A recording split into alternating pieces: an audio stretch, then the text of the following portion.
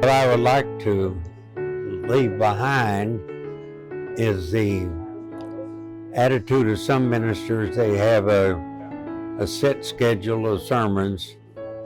One pastor that we had before I went into the ministry, he had 52 sermons. I was doing the church bulletin. I asked him one day, well, what's the title of this sermon? He said, well, look in the file there, and this week I've got 52 sermons, and they're labeled, this. And I said, then he said, next year, start all over again. I've been there, it's going on my 31st year in Fort Smith, and there's 2 sermons I've preached more than once, and that's the one on baptism and the one on the Lord's Supper. Other than that, I preach a different sermon, new sermon every Sabbath. And I think that is something these ministers need to keep in mind. They shouldn't keep repeating, because I've had the members of the congregation said, well, our previous pastor, when he started preaching, we knew what he was going to say next because it's the 4th or 5th time we've heard this sermon.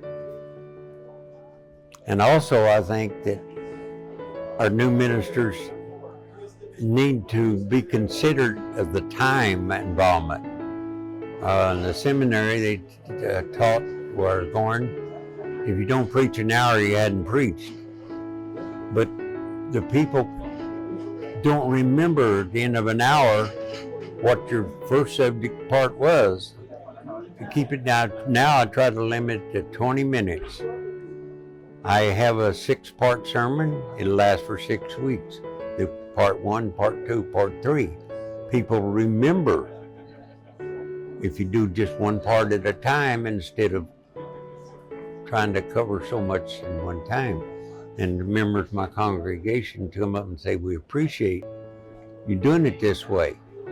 Because statistics say that by Tuesday, people forget 70% of what you said anyhow. So I would like to pass that on to the younger generation of minister to limit your time. It's not the amount of what you say, but it's how you condense it